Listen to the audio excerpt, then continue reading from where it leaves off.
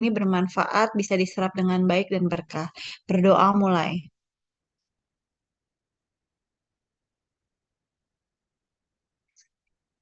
Berdoa selesai. Oke, ini udah kelihatan share screen-annya? Sudah, dokter. Kita mulai ya. Yang pertama adalah tentang infeksi bakteri terlebih dahulu. Jadi, penyakit kulit yang disebabkan karena infeksi bakteri itu disebutnya adalah pioderma, Dek, ya. Loh, kenapa ini?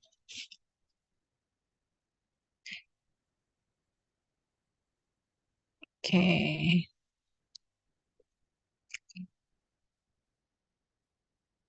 Infeksi pada kulit yang disebabkan karena bakteri disebut dengan pioderma.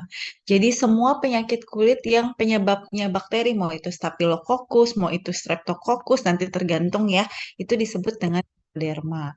Nah, disebut radang jika reaksi atau jaringan tubuh terhadap aksi dari luar maupun dari dalam. Jadi misalnya ada paparan dari luar nih, Dek. Nah, terus di dalam tubuh kita memberikan suatu reaksi, entah itu kemerahan, tanda-tanda peradangan ada ya, tahu ya, kolor, rubor, dolor, tahu ya. Nah, itu inflamasi, eritem.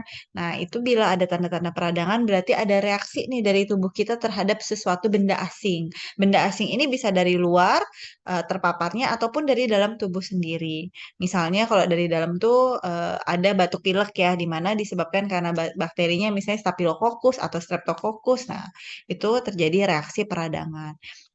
Nah, kalau terjadi infeksi, itu adalah ketika mikroorganisme yang dari luar itu masuk ke dalam jaringan tubuh kita.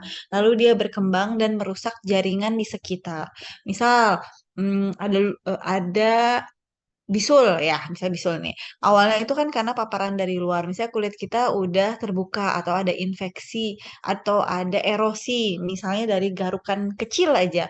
Nah, itu ada luka sedikit ketika kebetulan kita terpapar sama bakteri di mana tubuh kita tidak bisa melawan itu bakterinya sehingga menyebabkan kerusakan jaringan. Jadinya ada apa? Kadang suka ada nanahnya, ada bengkaknya, ya kan? Muncul pelenting. Nah, itu disebut dengan infeksi. Otomatis kalau ada infeksi, ada tanda-tanda peradangan karena pasti terjadi reaksi peradangan terlebih dahulu atau defense dari tubuh kita, imun kita. Nah, faktor penyebabnya itu atau predisposisi yang bisa memicu terjadinya peradangan atau infeksi ini biasanya karena hygiene kita yang kurang atau daya tahan tubuh kita nih, imunitas kita yang menurun atau adanya kelainan kulit yang lain. Misalnya kita lagi kena cacar atau kena penyakit kulit jamur atau yang lainnya, terus kita terpapar otomatis bisa menyebabkan peradangan. Karena nggak semua penyakit kulit itu meradang ya. Contoh yang sudah kita pelajari kemarin jamur. Kalau misalnya jamur ya penyakit yang disebabkan karena jamur, dia bisa menjadi infeksi ketika si jamurnya itu kena bakteri gitu ya. Nah, klasifikasinya ada yang primer dan ada yang sekunder. Nah, kalau sekunder itu ya pada kulit kita ya, misalnya langsung kita terkena sesuatu paparan bakteri. Tapi kalau misalnya sekunder biasanya ada penyakit pendahulunya dulu, baru kita kena lagi. Kayak tadi misalnya si pertamanya jamur, terus kena bakteri, ya itu namanya pioderma sekunder. Nah, bakteri yang sering menyebabkan pioderma, tadi saya jelaskan itu ada Staphylococcus, ada Streptococcus yang paling sering ya, Dek ya. Nah, ini nanti kalian baca nih, kalau Staphylococcus, kalian ada mikrobiologi kan? Nah, udah belajar tentang bakteri-bakteri, udah belum?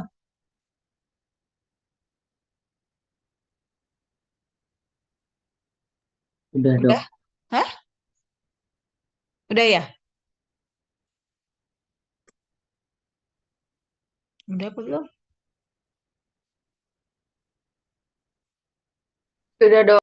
Nah, oke, berarti kan kalian sudah tahu ya kayak bentukannya, ada yang kokus, bentuknya gimana sih, basil ada yang gimana gitu tahu ya.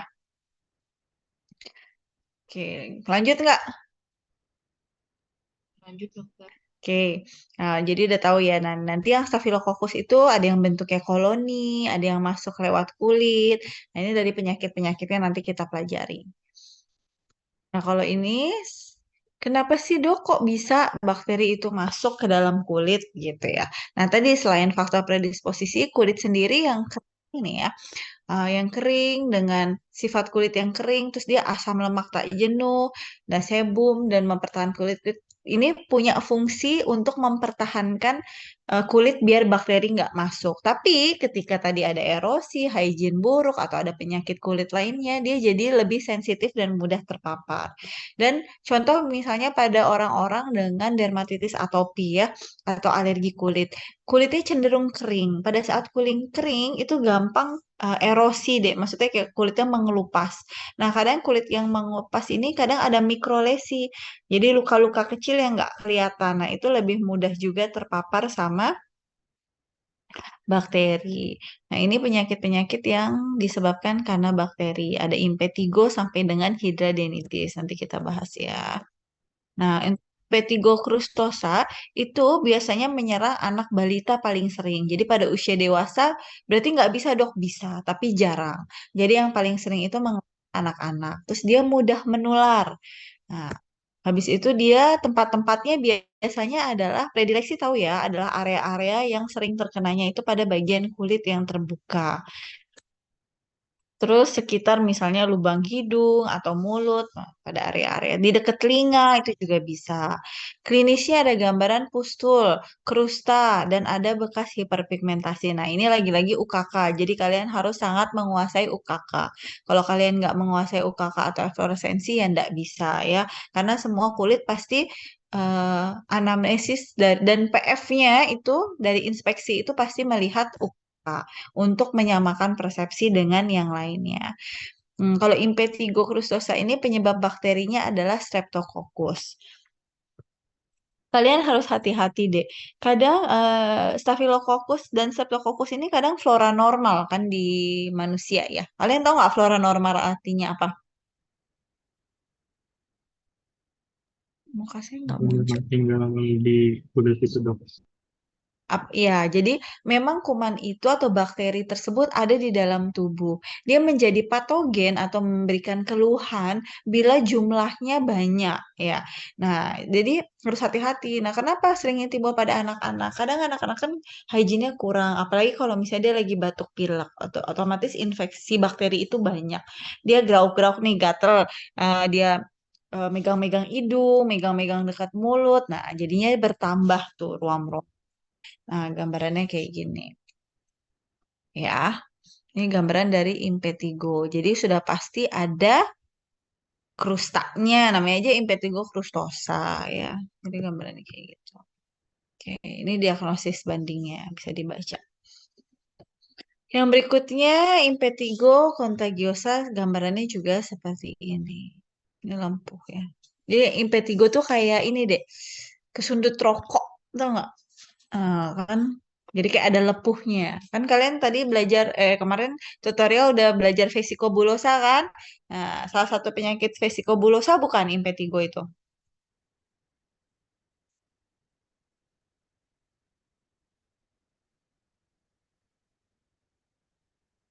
Iya atau bukan?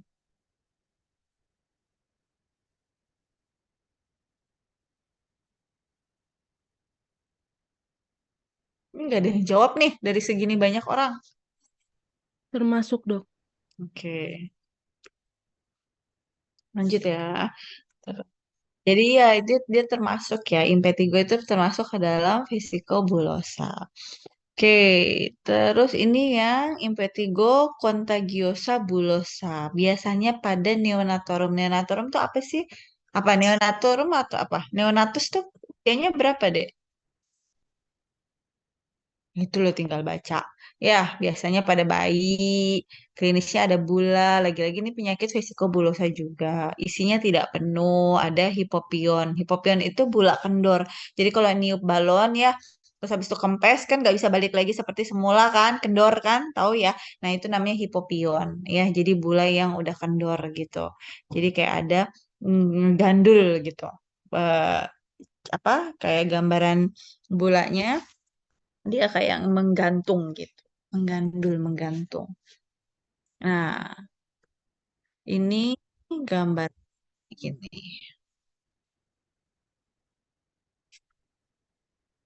Ini bisa dari anak-anak ya, Dek, dari bayi. Ini gambarnya kebetulan dewasa. Bisa juga pada nih. Jadi nih, ini nih yang kendor ini kelihatan nggak sih? Kelihatan nggak sih, Dek? Yang kendor ini kelihatan nggak? Terlihat, Dok. Nah, itu gambaran hipopion. Jadi dia kayak bolanya menggantung sisa gitu, menyisa. Jadi nggak semuanya keluar cairannya. Terapi, biasanya untuk semua penyakit pioderma atau infeksi yang disebabkan karena bakteri, ini otomatis kita akan memberikan antibakteri atau antibiotik. Itu sudah fix kita berikan. Lalu ada topikal, karena kalau di kulit itu kan ada lesinya ya, Dek ya. Jadi otomatis kita juga memberikan obat oles. Nah, tergantung antibiotik apa yang akan kalian berikan, dosisnya disesuaikan, dan harinya. Biasanya kalau antibiotik kan tergantung ya, ada yang 5 hari, ada yang 7 hari. Itu tergantung dari ininya. Berikutnya adalah folikulitis. Nah, mungkin kalian pernah. Jadi folikulitis itu adalah peradangan di folikel. Kemarin kan kita belajar anatomi. Nah, folikel itu ada di mana aja? Ada di folikel rambut ya. Jadi daerah-daerah yang ada rambut ya bisa di ketiak, bisa di kulit kepala, di kumis, di jenggot, di rambut kemaluan itu bisa pada area-area yang terdapat folikel-folikel. Dan otomatis kalau folikel ada berarti dia akan ditumbuhi oleh rambut ya. Kayak gini deh. Ini di kulit kepala. Jadi kayak ada benjol, pelenting-pelenting. Nah, mungkin kalian pernah pelenting-pelenting gitu kalau kalian meraba, nah itu folikulitis. Ini kayak gini. Kalau ada yang isi nanahnya ya berarti dia namanya apa nih UKK-nya? Apa? Pustul, Dok. Tulang. Betul. Nah, ini kenapa suaranya heboh banget ya? Nah, kayak gini ya. Nah, kalau ini yang folikulitis pustulosa. Jadi intinya semua kalau di kalian kompetensinya kalian sudah bisa mendiagnosis itu folikulitis sudah benar ya. Jadi kalian yang penting tahu oh iya ini folikulitis gitu. Ini contoh-contoh gambarnya ya. Ini areanya. Kalau ini kan di daerah janggut atau kumis. Kayak bisul kecil-kecil pelenting. Ada yang pernah nggak kayak gini? Nggak harus di janggut ya. Di daerah mana ada yang pernah nggak kayak muncul pelenting ada isi nanahnya gini kecil?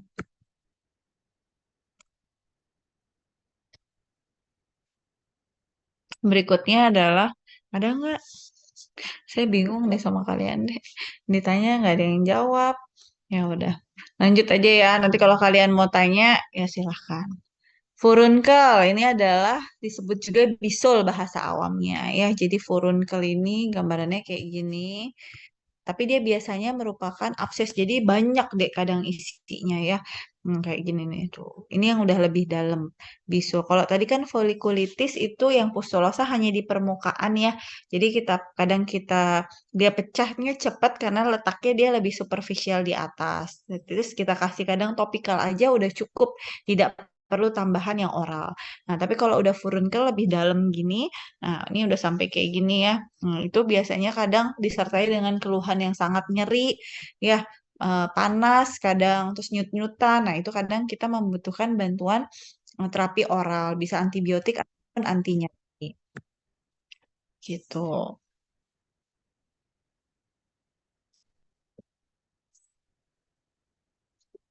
Ini disebutnya karbunkel. Apa dok bedanya tadi sama karbunkel? Kalau ini dek matanya banyak ya, jadi gabungan dari beberapa si furunkel ini menjadi disebut dengan karbunkel. Jadi dia kumpulan ya.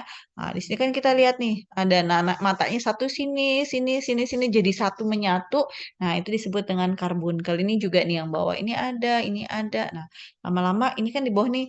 Nah, dia bisa-bisa menyatu jadi satu. Jadi karbunkel adalah kumpulan dari furunkel yang bersatu. Nah, hati-hati kalau kayak gini udah pasti pasiennya ada demam, kesakitan, nyeri, segala macem.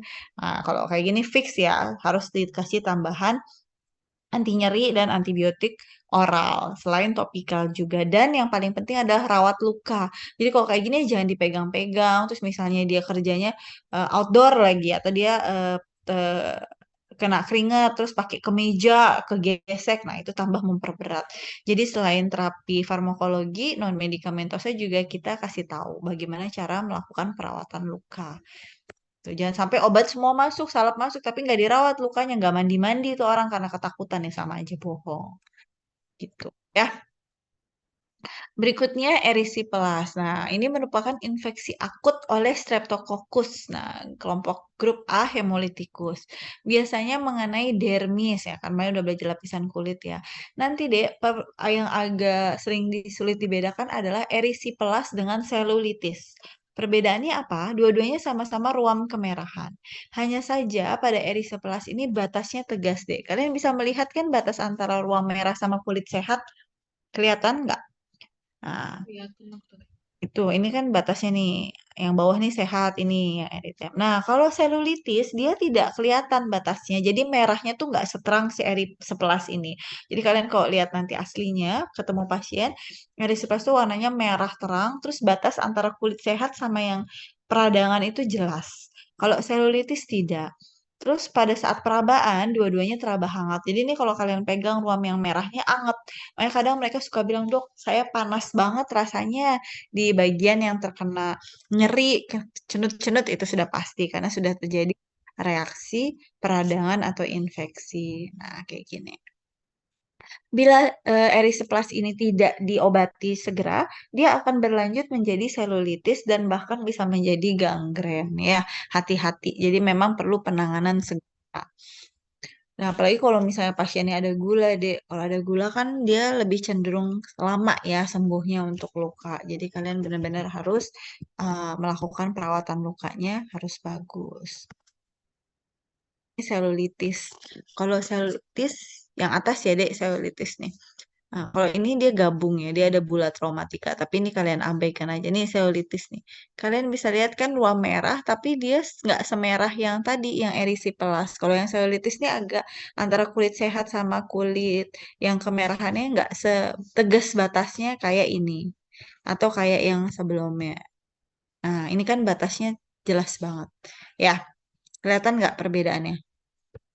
Kalau yang ini dia merah juga, jadi sama-sama merah pasti karena ada peradangan. Tapi yang membedakan adalah batasnya. Ini kalau ini nggak terlalu jelas, tapi dia merah deh. Kalau erisiplas tuh bener-bener kayak ada perbedaannya gitu, kayak ada jembatan dari bener-bener merah terus ke kulitnya si pasien yang asli. Tuh ini selulitis. Sama-sama ya, semua ini yang kita pelajari infeksi bakteri. Dan untuk selulitis maupun erisiplas biasanya didahului adanya luka.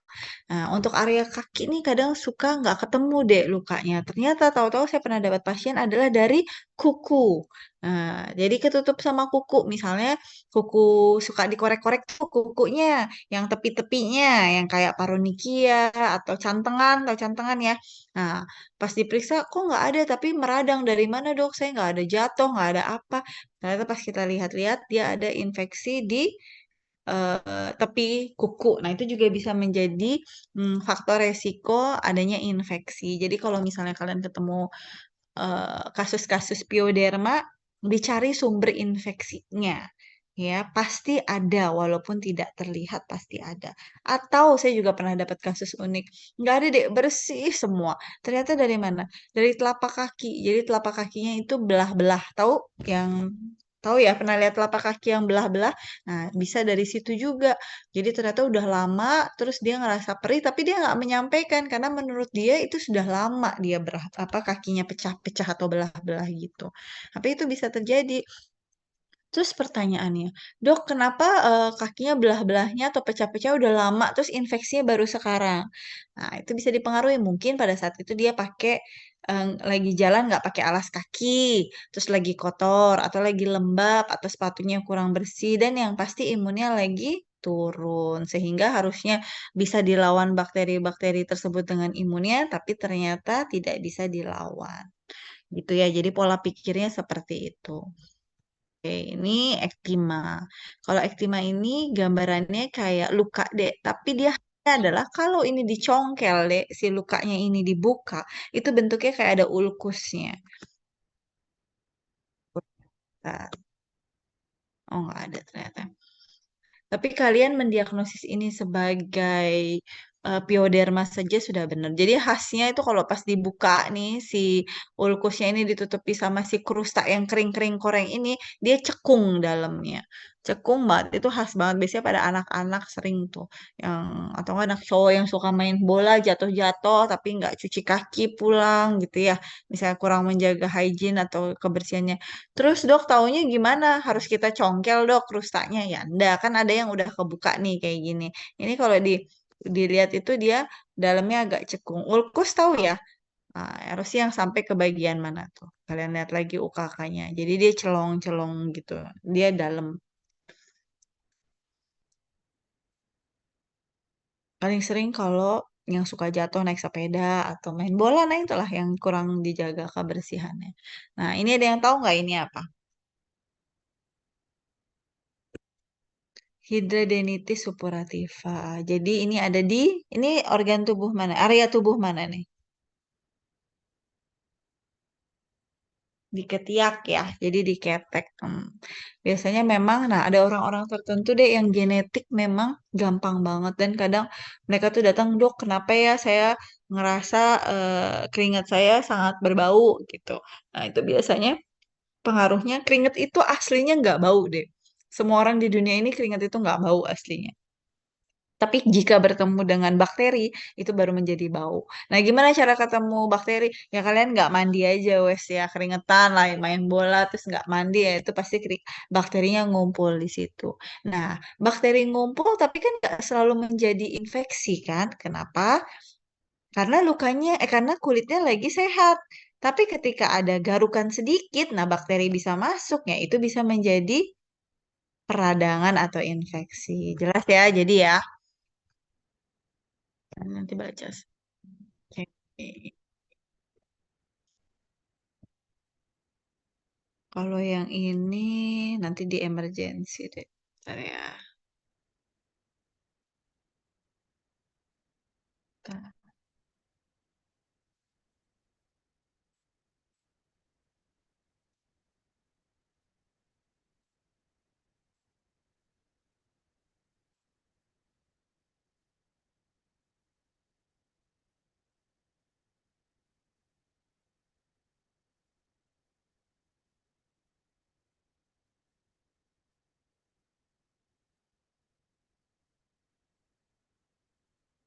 Oke, tadi yang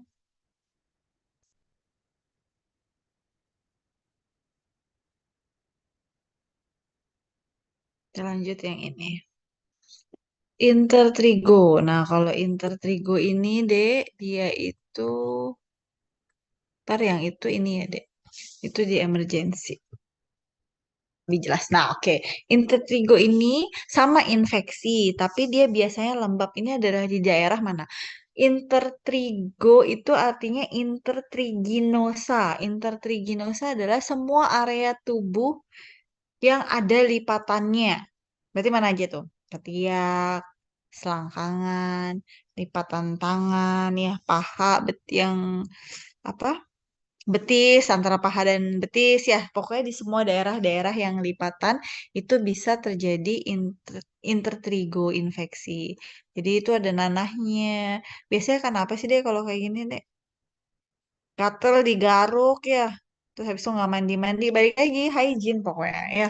Jadi kalian rajin-rajin lah mandi. Ya, apalagi jangan malas pulang kuliah. Kayaknya nanti aja lah masih bersih cuman sebentar tiduran numpuk. Terus ruangannya ber-AC kayaknya nggak keringetan deh. Nah itu juga enggak ya. Tetap harus mandi.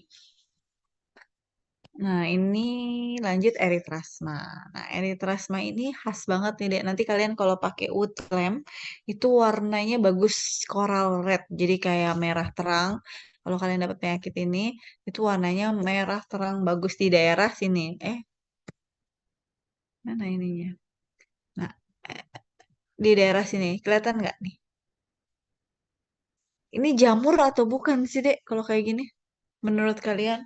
Apalagi areanya di selangkangan. Udah bisa bedain belum?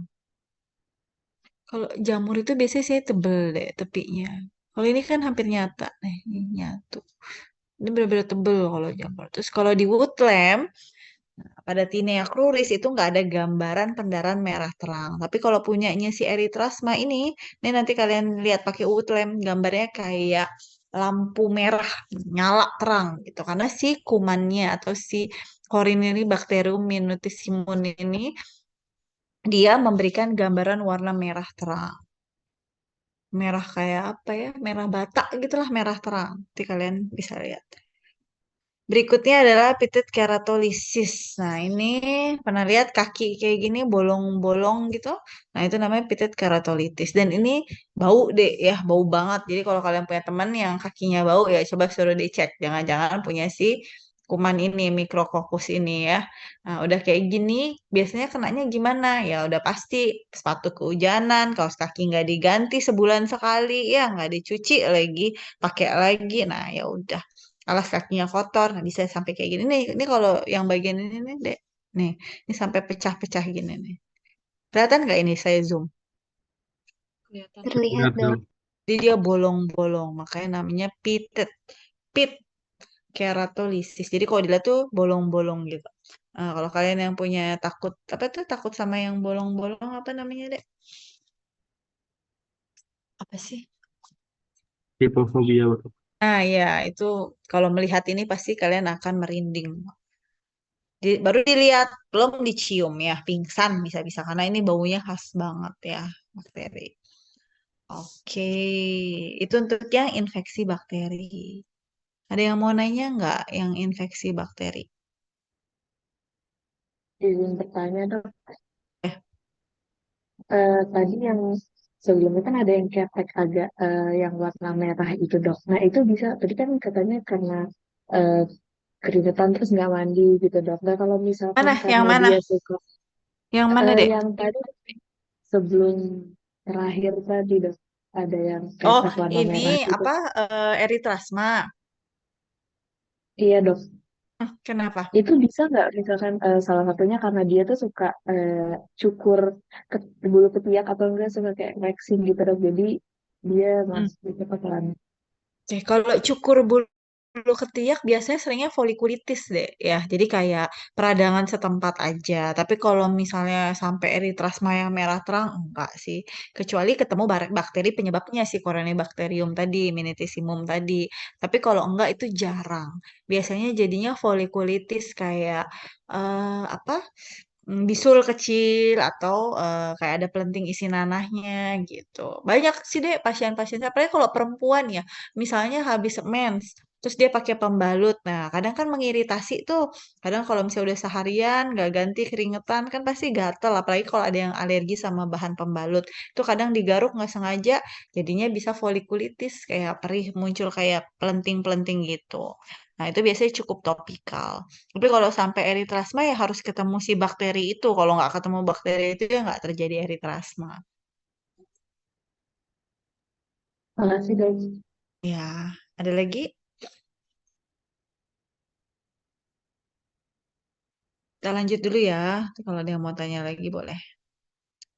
Soalnya yang virus agak banyak. Kelihatan? Terlihat Lihat dok. dokter. Oke, kita mulai ya.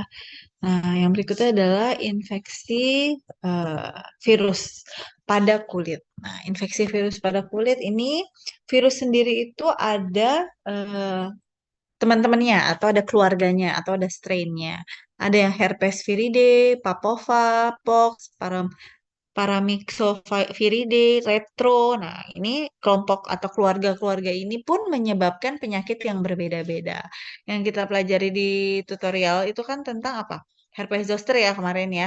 Nah, atau tadi. Nah, herpes zoster ini kelompok ke dalam herpes viridae. Jadi dia bisa menyebabkan varicella, herpes zoster maupun herpes simplex. Jadi virusnya sama. Oke. Nah, caranya gimana sih si virus ini masuk ke dalam kulit? Bisa secara langsung kalau ada luka atau secara sistemik melalui darah ya. Kalau apalagi pada pasien-pasien imunokompromis, B20 pun HIV itu kan virus ya, Dek ya. Nah, itu bisa secara sistemik. Biasanya ada fokus internal luka tersebut atau bisa ada reaktivasi. Reaktivasi contohnya di penyakit apa tadi? Herpes Suster zoster, dok. Dok. penyebaran lokal. Yang pertama adalah morbili. Morbili ini bisa disebut juga dengan measles atau rubeola nama lainnya ya. Penyebab etiologinya paramyxovirus. Dia tersebar di seluruh dunia. Mortalitasnya tinggi, artinya angka kematiannya tinggi deh. Dan dia sangat menular.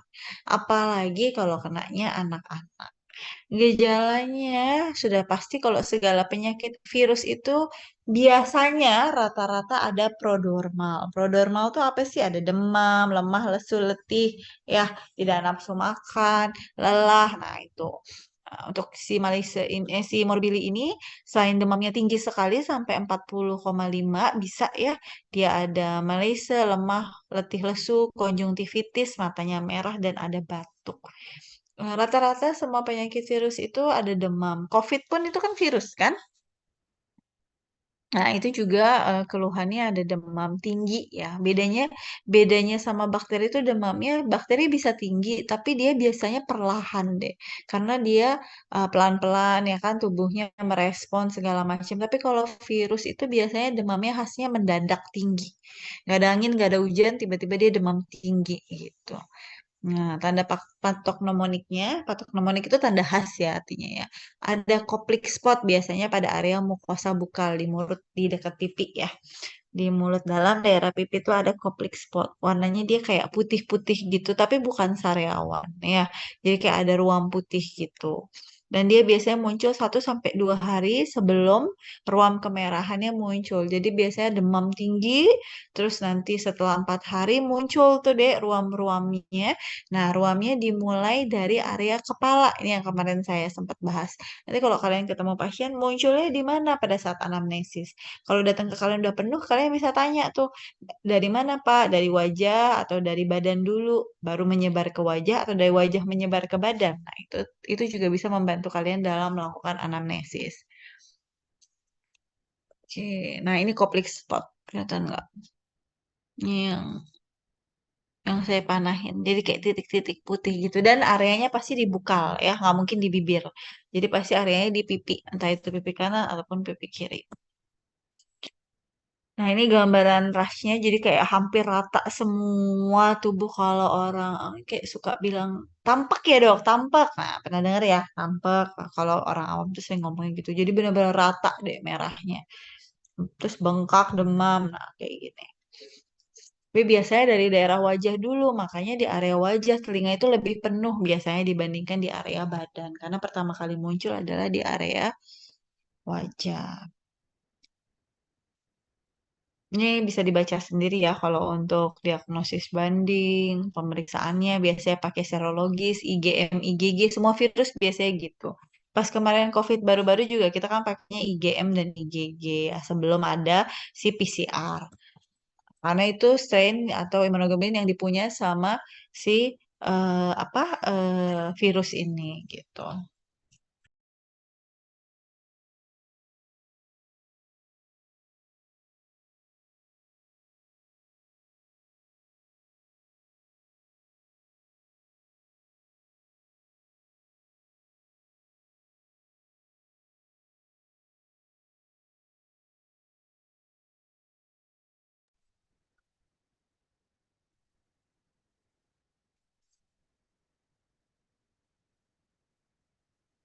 Oke. Yang berikutnya adalah varicella. Nah, ini kan udah kita singgung juga ya. Kalian kayaknya udah jauh lebih, udah paham, bener. Kalau varicella itu sinonimnya chickenpox, cacar air, ya. Penyakit yang disebabkan karena virus. Virusnya apa? Yang sama kayak herpes zoster? Virusnya apa? Nama Varicella Pak? zoster dok.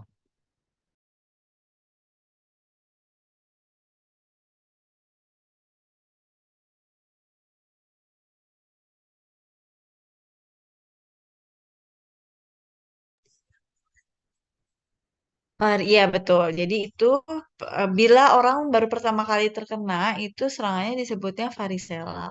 Kalau misalnya dia udah berulang atau mengalami reaktivasi oleh virus yang sama, itu disebutnya herpes zoster. Lalu zaman dulu tuh kan suka bilang, dok kalau udah pernah sekali kena cacar seumur hidup nggak akan kena lagi ya. Itu bener nggak dek? Enggak ya dok. Hmm? Alasannya apa, Aska? Karena tadi dok kan misalnya ini varicella itu kan cacar air.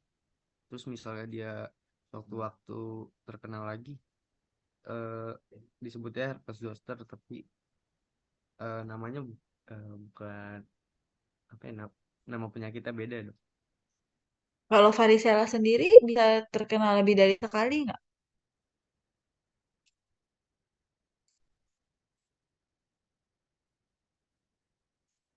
Ada yang tahu? Dulu katanya varicella itu nggak bisa kena lebih dari sekali. Tapi sekarang deh varicella itu bisa lebih dari sekali. Kenapa? Karena strainnya berubah. Sama halnya COVID ya. Jadi kan dia perlu, virus ini perlu tempat tumbuh untuk dia berkembang. Nah pada saat inangnya atau tempat tumbuhnya ini dia berganti-ganti, nah otomatis dia akan semakin kuat kadang. Sehingga membentuk varian. Jadi dulu waktu COVID kan ada varian-variannya, ingat nggak? Ada varian ini, terus nanti tiba-tiba muncul varian baru, muncul varian baru. Nah, ini sama. Jadi makin ke sini semua penyakit virus itu bisa nggak sekali aja. Padahal dulu kan iya kalau udah sekali kena cacar nggak perlu, nggak akan kena lagi. Nah, salah karena strainnya berubah. Jadi mungkin pada saat pertama kali kenanya strain A, besoknya strain D, besoknya lagi strain C. Nah, bisa. Terus gimana dok kok serem banget? Nah, tapi virus ini, semua penyakit virus itu dilawannya lewat imun tubuh atau daya tahan tubuh. Jadi memang harus memperkuat imunitas atau daya tahan tubuh. Makanya kalau penyakit virus itu satu tempat, satu rumah atau satu lingkungan, ada yang satu bisa kena, ada yang satunya lagi nggak bisa kena, itu balik lagi ke imunitas. Sama halnya kayak COVID. Pernah nggak kalian dengar ini satu rumah tapi yang ini nggak kena, yang ini kena gitu ya. Nah itu kaitannya sama imunitas tubuh. Oke, ini kenapa nggak bisa digerakin ya?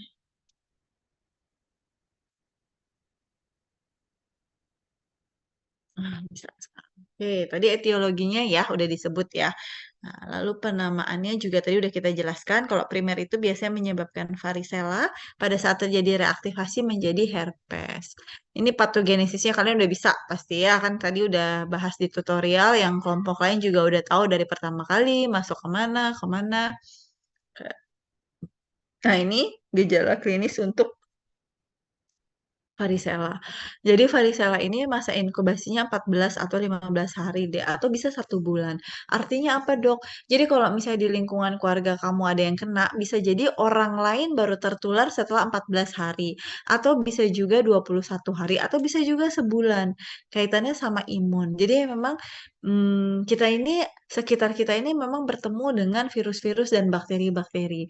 Makanya tujuannya ada, makanya kita harus menjaga stamina tubuh, imunitas. Kebayang nggak kalau kita nggak punya imunitas, keluar rumah aja udah langsung sakit orang kita. Sekarang aja di sekitar kalian itu kan kita nggak bisa lihat ada virus apa ya.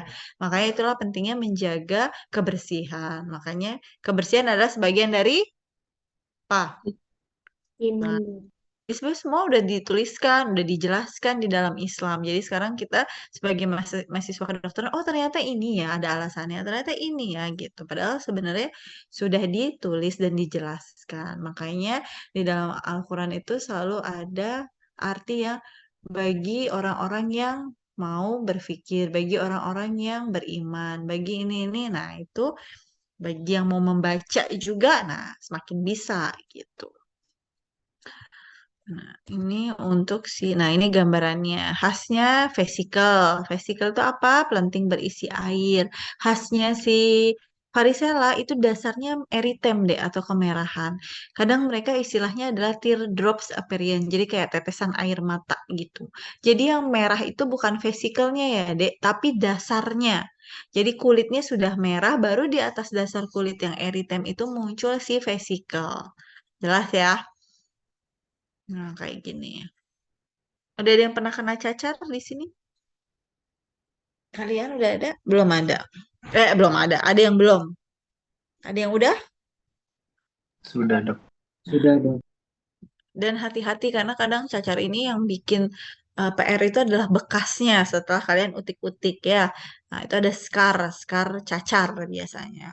Ya, jadi gimana biar nggak terjadi scar ya? Jangan diutik-utik gitu. Nanti dia sembuh dengan sendirinya. Dan jangan dipecahkan, digosok.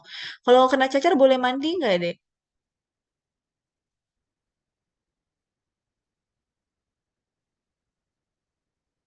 Boleh nggak? Ini gambarannya ya. Ya boleh kalau nggak mandi udah cacar, bau, lepek, bakteri, gabung deh kalian udah virus iya, bakteri iya ya. Jadi tetap boleh. Yang nggak boleh adalah dipecahkan, digosok-gosok ya. Kalau handuk kan ditap-tap aja. Kalau mandi juga jangan diiseng dipecah-pecahin. Ya. Udah tahu ya sekarang. Jadi kalau ditanya boleh nggak? Ada lagi yang nanya, dok boleh kena angin nggak? Nah, gimana tuh ceritanya nggak boleh kena angin? Nah, jadi sebenarnya itu, tapi orang dulu ada benarnya. Mungkin gini, nggak boleh kena angin, maksudnya biar istirahat di rumah.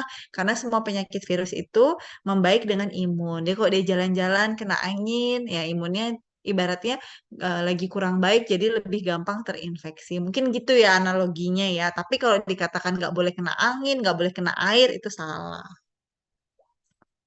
Paham ya sekarang ya, udah tahu ya. Jadi kalau ditanya nih, misal Lebaran nih, ngumpul, boleh nggak sih? Gitu kan biasanya gitu tuh kalian. Udah ditanya, ini lagi kuliah kedokteran nih, coba ditanya gitu ya.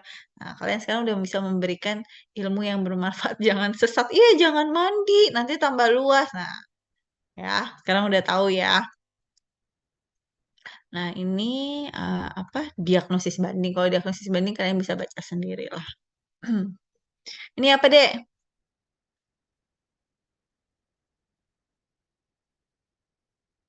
Apa tadi? Kalian melakukan Multinuclear giant cell bukan dok? ya, jadi ini adalah pemeriksaan Zhang test. Hasilnya adalah MNG ya, multinucleated giant cell. Jadi diambil dari vesikel dasarnya, tapi bulanya atau atapnya nggak boleh pecah. Tujuannya apa? Biar nggak terbentuk celah atau erosi, sehingga kalau ada bakteri dari luar gampang masuk. Jadi pada saat diambil, atap bulanya tetap menutupi si kulitnya. Jadi nggak terpapar tuh deh, terbuka. Lalu dilakukan pewarnaan. Hasilnya kalau memang dia ada si MNG ini, berarti positif. Tata laksana. Nah, pada semua penyakit virus sama deh, sebagian besar. Yang penting kalau kan dia ada simptomatik ya atau gejala prodromal. Nah, itu sesuai dengan keluhan. Kalau pada saat datang ke kalian demam ya diberikan antipiretik. Kalau nyeri dikasih analgetik. Kalau gatal dikasih antihistamin. Ya, cetirizin, loratadin. Nah, itu silakan.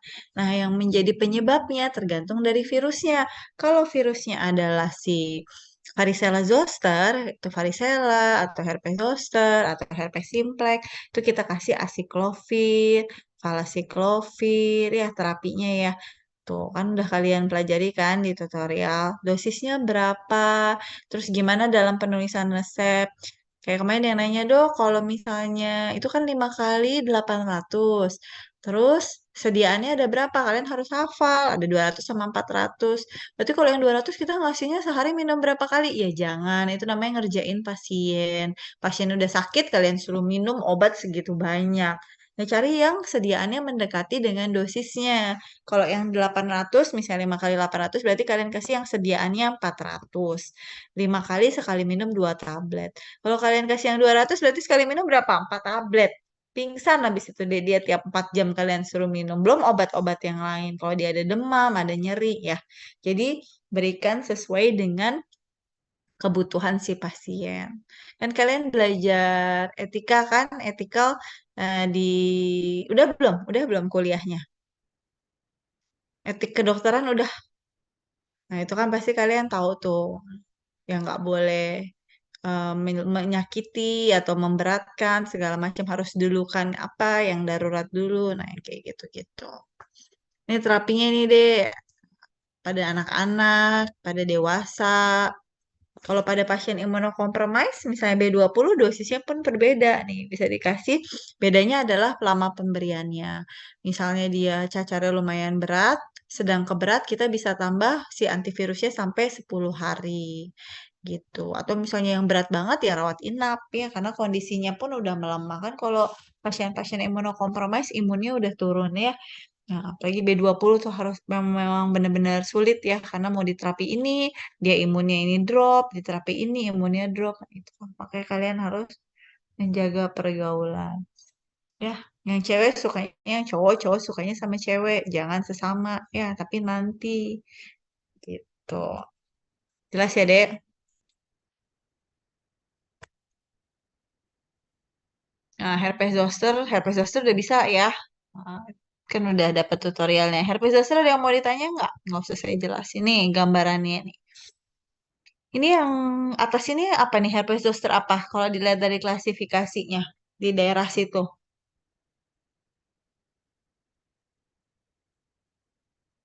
Daerah mana itu? Area mana? Mata. Jadi apa? Oftalmika. Ini gimana sih? Pada belajar nggak? Ya. Kalau yang di badan itu torakalis. Kalian. Nah, ini herpes zoster atau luka bakar menurut kalian, Dek?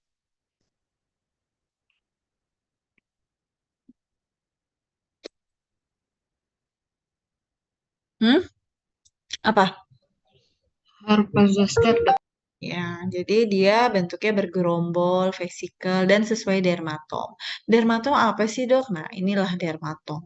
Jadi di dalam tubuh kita punya garis hayal, deh. Garis hayalnya seperti ini. Jadi nggak kelihatan sama mata, tapi kita punya.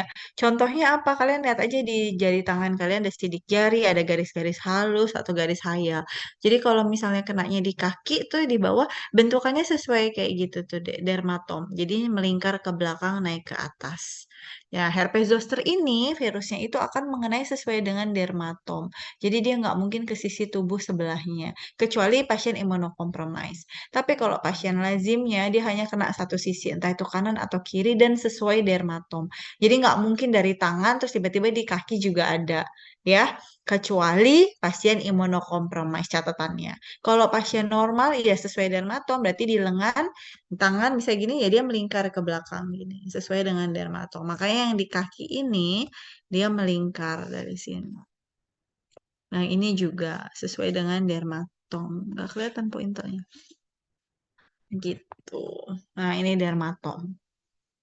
Jadi tangan yang kena yang sesuai garis itu di kaki itu di paha akan melingkar begitu sampai ke belakang. Di badan juga. Ini namanya garis hayal atau dermatom. Nah, untuk yang di kepala ini, makanya kalau kena yang di dahi, oftalmik yaitu akan mata ke belakang. Nggak mungkin dari mata, terus di mulut tiba-tiba kena. Nggak mungkin walaupun satu area, tapi dia berbeda dermatom. Jelas ya? Udah jelas ya sekarang ya? Nah, oke. Nah, ini adalah klasifikasi. Kalian baca ya. Wah, tadi udah banyak yang dapat juga. Ini masih klasifikasi dari herpes zoster. Nah, ini yang paling penting tadi, RAM sehat. Jadi, itu adalah gangguan fasialis dan otikus. Jadi, kadang wajahnya itu paralisis deh, kayak yang waktu itu yang tadi disebut stroke. Nah, ini bukan stroke deh. Jadi, dia paralisis otot wajah atau Bell palsy. Karena si virus ini kan nyerangnya di saraf ya. Nah, dia kenanya di situ. Dan hati-hati, biasanya kalau kayak gini ada tanda-tanda apa telinganya berdenging, vertigo, pusing, gangguan pendengaran, matanya kabur, berarti harus dikonsultasikan ke selain kulit, biasanya ke mata dan ke THT untuk dilakukan pemeriksaan sebelumnya. Nah, ini adalah gambaran Huntington sign atau sindrom rantai-sehat.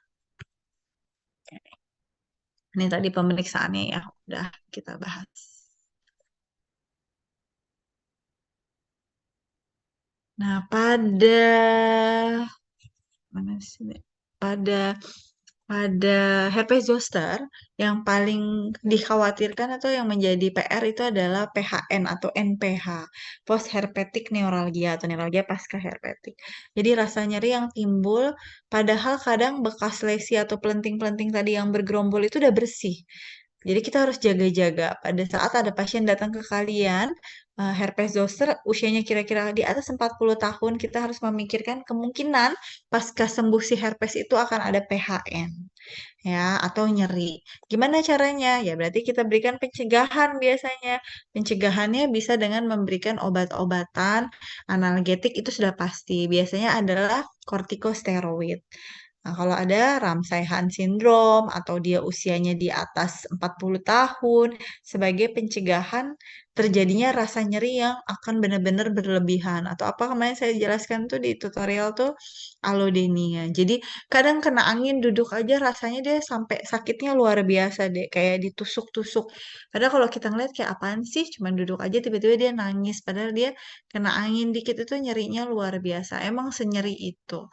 Jadi makanya kita harus Kadang membantu dengan memberikan pencegahan kalau pasiennya datang ke kalian udah usianya di atas 40 tahun. Biar nggak ada efek yang lebih hebat lagi. Nah,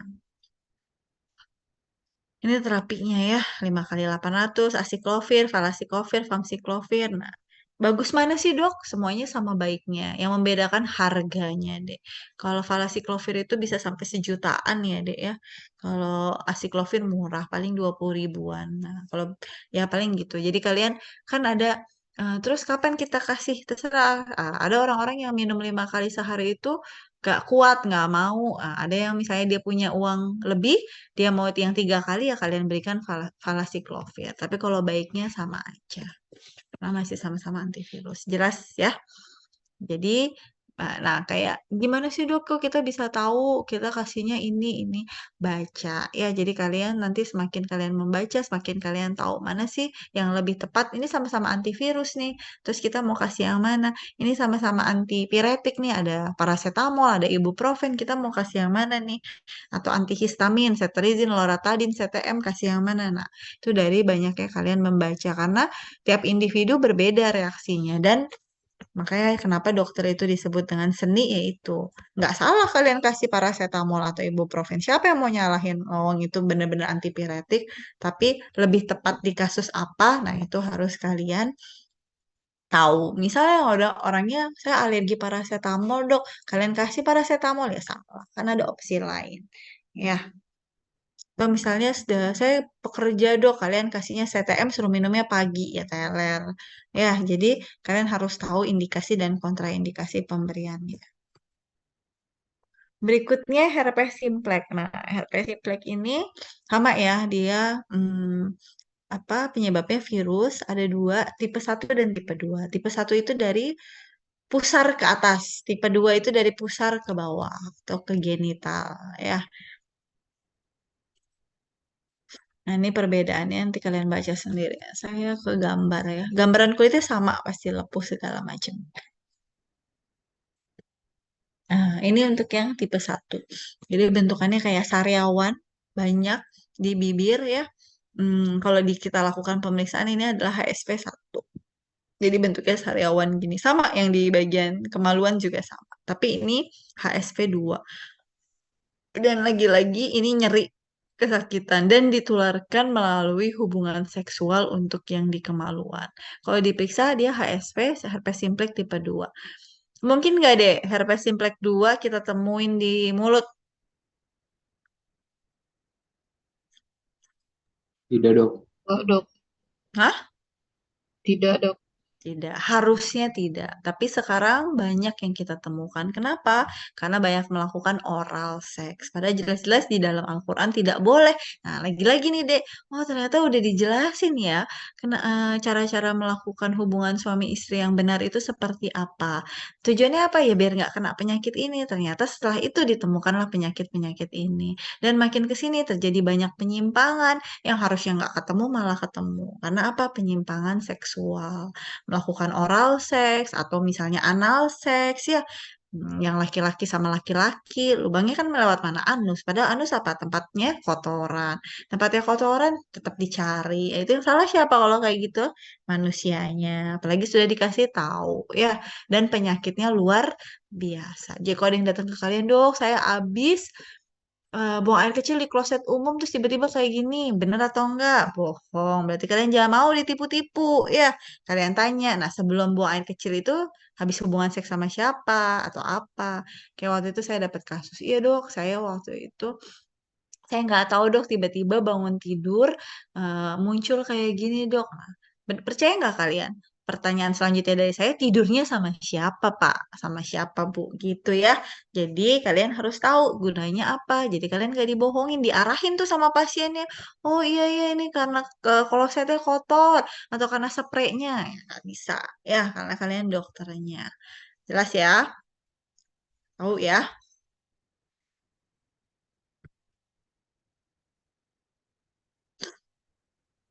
Kalau ini apa dek? Menurut kalian?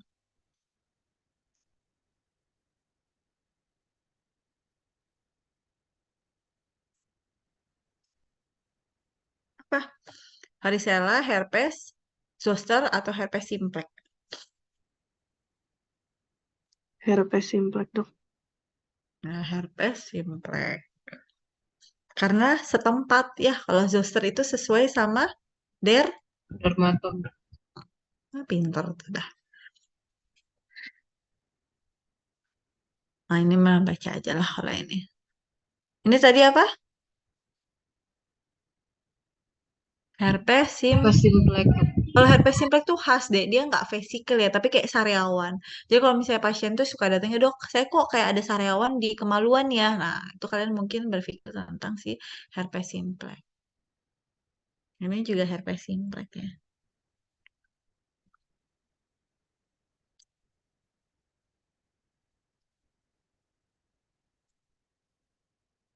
Kita lanjut ya, Verruca. Verruca ini dia virus juga, tapi biasanya dia bentukannya kutil. Nah, ini lebih menarik lagi nih. Dan ini menular. Nah, pertama Verruca vulgaris, biasanya di semua area bisa ya, redireksi di ekstremitas. Nah, kayak gini. Coba kalian lihat di tangan-tangan kalian, apakah itu Verruca atau itu kapalan. Nah, coba diperhatikan ya, karena bentukannya gimana dok? Beda ini ya sama-sama tonjolan. Nah, kalau Verruca itu dia permukaannya tidak rata deh. Jadi dia kayak ada granul atau apa sih kayak kembang kol gitu ya. Jadi ada garis-garisnya gitu. Nah, itu namanya Verruca. Nah, ini kelihatan kan dia kayak ada apa nih? Jengger ya. Jengger ayam tau gak sih kalian? Yang di kepala ayam itu loh, tahu ya yang merah itu. Nah, bentuknya ada yang kayak gini nih deh. Ini di sini nih. Kelihatan ya di zoom, saya zoom kelihatan nggak?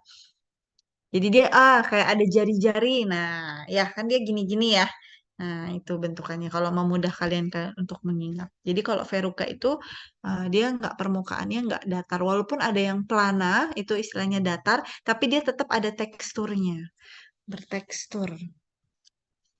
Nah, ini yang plana, yang rata, tapi dia tetap ada teksturnya. Kalau yang ini dia kayak jengger ayam. Nah, ini banyak nanti di kelamin juga banyak, apalagi pasien-pasien LGBT ya, yang laki-laki sama laki-laki. Nah, ini yang plantaris. Ini lokasi ya. Plantar ya pasti di kaki, dorsum. Plantar itu kan di bawah ya. Bisa plantar manus, berarti di bawah tangan sini. Dorsum di sini. Anatomi ya. Nggak perlu diajarin lagi. Nah, bentuknya kayak gini nih deh kalau didiemin. Menular nggak sih dok? Menular. Bisa bertambah banyak juga ya. Jadi bisa menyebar ke sisi-sisi berikutnya. Makanya kalau cuci tangan, kalau mau ngapa-ngapain cuci tangan dulu.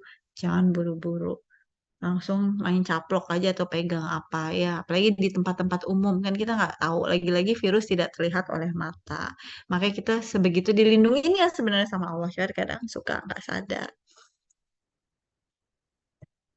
Nah, terapinya biasanya kalau kayak gitu operasi deh. Jadi kalau misalnya saya operasi, saya tindakannya. Jadi dibelek, dikeluarin sampai akarnya, terus dijahit bisa, atau pakai bedah listrik bisa, pakai bedah beku bisa. Nah, itu nanti ada alat-alatnya. Kalau kalian koas, nanti kalian bisa ikut melihat ya tindakan-tindakan tersebut. Berikutnya, nah ini yang paling-paling nih deh, namanya kondiloma acuminata. Namanya sih bagus ya, kondiloma. Saya waktu itu pernah deh dapat pasien namanya kondiloma. Saya antara ibunya nggak tahu artinya atau orang tua yang nggak tahu artinya ya, padahal itu kutil kelamin ya. Hmm, Kasihan ya anaknya ya. Makanya kalau misalnya kalian cari nama, carilah nama yang baik ya. Mungkin karena ketidaktahuan mereka mungkin ya. Nah, ini kayak gini deh. Ini ada kutil kelamin di area kemaluan. Yang atas itu pada perempuan. Perempuan tuh yang giant tuh deh. Jadi sampai ketutup semuanya. Labia mayor minor. Ya, amit-amit nauzubillah min dzalik ya. Jangan sampai kita seperti ini ya. Terus itu yang di laki-laki. Dan sekarang paling banyak di anus. Yang lagi banyak banget ya. Saya tuh bisa kayak sehari dapat pasien 5 khusus untuk yang di anus. 5 itu banyak ya deh ya. Sehari mereka santainya, iya dok, saya lagi minum ARV. Berarti dia sadar dia B20. Ya saya ada kutil. Nah, yang kayak gini hati-hati deh, ini menular. Ya, jadi kalian kalau nanti praktek atau kalian koas atau isip, jangan lupa pakai APD. Jangan sampai kita menolong orang, tapi diri kita sendiri nggak ditolong. Itu namanya konyol ya. Nah, jadi kalian harus hati-hati. Ya, amit-amit tuh kayak gitu. Ada waktu itu saya pernah dapat yang giant ya deh, sampai lubang anusnya itu full. Jadi kalau dia BAB itu dia nggak bisa, dia kesakitan. Hmm, Terapinya di operasi. Oke, lanjut ya. Jangan shock ya lihat gambar-gambarnya ya. Itu nyata ada banyak yang kayak gitu ya. Kalian udah dewasa, Kak. Pergaulan harus dijaga. Berteman boleh dengan siapa aja, tapi pilihlah yang baik untuk dijadikan teman dekat ya. Nah, yang kayak gitu-gitu ya. Karena apalagi kalian umur-umur kalian tuh kan rasa ingin tahunya tinggi ya. Mau nyoba ini, nyoba itu lah. Cobanya yang baik-baik aja lah deh ya. Kita punya apa sih yang membatasi agama ya. Jadi kita punya pakem apa yang boleh dan apa yang tidak boleh. Itu benar adanya. Yang berikutnya molluscum contagiosum. Nah, ini khas lagi deh. Mungkin banyak yang pernah lihat juga. Jadi molluscum ini banyak seringnya di anak-anak ya. Dia bisa di badan, bisa juga di kemaluan. Nah, kalau ketemunya di kemaluan biasanya karena sex abuse. Tapi kalau misalnya di badan karena tertular si virusnya namanya pox virus. Dia bentuknya pelenting, isinya kayak nasi deh. Jadi kalau dikeluarin tuh kayak ada nasi putihnya dan bagian tengahnya itu dia gepeng dome shape ya. Khasnya adalah dome shape nih kayak gini. Nah, jadi kayak gini. Ini bukan kutil ya. Nah, kalian harus membedakan. Bedanya apa kalau kutil tadi bentuknya kayak ada jengger ayam, ada apa itu? Nggak rata permukaannya, ada bertekstur. Nah, kalau ini dome shape. Jadi tengahnya ini dia gepeng khas banget ya. Terus kalau dikeluarin nih dia isinya kayak nasi gitu. Nah, itu molluscum contagiosum. Di kelamin biasanya karena seksual. Atau kalau anak-anak seks abuse, nah hati-hati. Nih kayak gini deh. Lihat ya, beda ya. Bentukannya beda ya. Ini namanya dome shape nih yang atau dele yang tengah-tengah gepengnya. Cara ngobatinnya harus dikeluarin karena si badan moluskum atau si putih-putih itu adalah penyebabnya. Jadi kalau mau sembuh ya itu harus dibuang. Kalau enggak ya nggak bisa. Oke. Masih ada waktu sebelum kalian CSL. Ada yang mau ditanyakan? Dokter, izin Mm-mm. bertanya, kalau misalkan nih dok, ada orang misalkan kena herpes zoster atau misalkan kena varicella gitu, kan obatnya antivirus. Tapi misalkan dia alergi sama obat antivirus gitu dok, itu bisa Mm-mm. dikasih obatnya bagaimana dok? Ada antivirusnya yang mana yang alergi? Kan ada acyclovir, ada valaciclovir, ada famciclovir. Nggak Jadi mungkin semuanya gitu ya dok ya? Kirain saya jarang. gitu. Oh, Mungkin aja, apa sih yang nggak mungkin di dunia ini ya kecuali menghidupkan orang mati. Ya ada aja. Tapi eh, dicoba dulu gitu. Kalau memang ternyata semuanya alergi, pakai yang intravena pun alergi, ya mau nggak mau berarti imun. Kita cuma bisa memberikan kekuatan imunitasnya gitu. Tapi kan pilihan obatnya banyak. makasih banyak dokter. Hmm. Karena pada dasarnya deh penyakit-penyakit kulit yang virus yang tadi itu dia self-limited disease ya, swasirna. Jadi penyakit yang sebenarnya kalau nggak diobati dia bisa sembuh dengan sendirinya. Yang jadi pertanyaan berapa lama sembuhnya kalau nggak segera diobati? Ya, balik lagi ke imunnya. Atau bisa tambah parah dulu kan efek-efek yang bisa ditimbulkan itu yang bisa membuat dia bertambah parah. Sebentar Bu ya.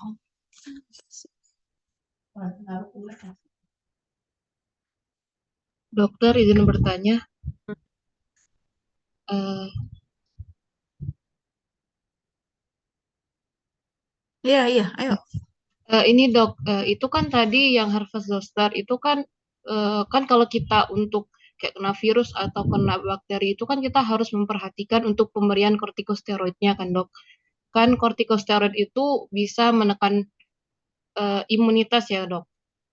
Tadi kan dokter sampaikan kalau misalnya kita takut usia di atas 40 tahun itu eh, ef- walau misalnya herpes zosternya tuh udah hilang gitu dok, Mm-mm, tapi takutnya nanti timbul nyeri gitu-gitu.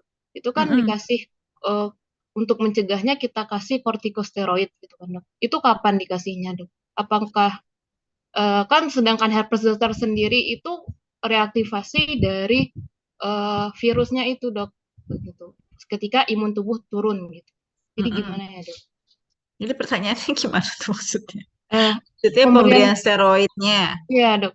Oke, jadi kalau pasien datang masih keluhan pentingnya baru segala macam, kita obati apanya dulu? Herpesnya. Kan pasti kita melakukan evaluasi. Kalian kalau jadi dokter kan nggak mungkin ya, nggak pasien nggak kontrol kan? Nah, kalian suruh dia kontrol. Nah, seminggu setelah kontrol, pelantingnya baru tidak ada, segala macam. Kan nggak langsung PHN deh. Ya, PHN itu adalah proses, biasanya bisa 2 minggu sampai 1 bulan dari orang terkena herpes. Nah, baru habis itu boleh kalian kasih si metil tersebut atau prednison atau dexa, terserah steroid lah intinya. Dan dengan syarat diberikan tidak dalam waktu yang lama dan dosis yang tinggi. Gitu. Ya, karena side effect dari si steroid sendiri. Biasanya kalau saya ngasihnya 5 hari. Berarti setelah kita pastikan dulu herpesnya itu udah sembuh gitu dok, baru Bukan kita sembuh, kasih. mengalami perbaikan. Oh gitu. Baik dok, Nah, terima kalau kasih dok. nunggu sembuh dia bisa lama deh, bisa 2 mingguan sampai sebulan. Baik dok, terima kasih. Sama-sama. Ada lagi?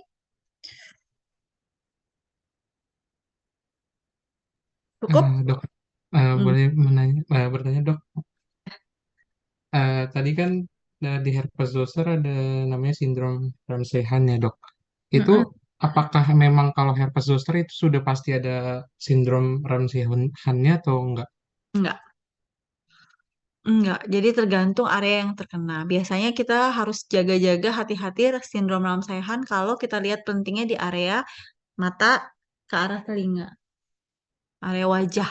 Nah, itu hati-hati. Efeknya bisa Ramsay-Hunt. Tapi kalau di badan ya enggak. Kan Ramsay-Hunt apa tadi? Optikus sama facialis ya. Daerah pipi sini, dermatomnya tadi, yang dermatom muka, lihat nggak tadi yang wajah sini sama yang pipi sini. Gitu. Kalau thoracalis enggak. Terima kasih dok. Nah, udah lagi? Ini masuk semua deh. Yang nggak masuk siapa? Izin dok, ada yang izin 2 orang dok. Siapa? Sakina sama Najwa dok. Izin kemana? Ada kegiatan Ikatan Senat Mahasiswa dok. Resmi. Nanti suruh kasih ini ya ke saya ya, ininya ya. Ya Udah baik lapor dok. ke Mbak Yunika? Belum? Sudah ada suratnya dok. Oh ya udah. Mungkin suratnya udah ada. Baik, kalau nggak ada yang mau ditanya lagi, kita akhiri ya, Dek. Kalian mau CSL. Kalau misalnya nanti tiba-tiba ada yang mau nanya, boleh. Terus nanti setelah apa PowerPoint-nya saya kirim ke PJ-nya ya, habis ini ya. Baik 4 dokter. materi. Oke, kalau gitu. Terima kasih. Kita akhiri dengan hamdalah. Alhamdulillahirabbil alamin. Sekian dari saya. Assalamualaikum warahmatullahi wabarakatuh. Waalaikumsalam Waalaikumsalam Waalaikumsalam warahmatullahi warahmatullahi warahmatullahi wabarakatuh. wabarakatuh dokter. Banyak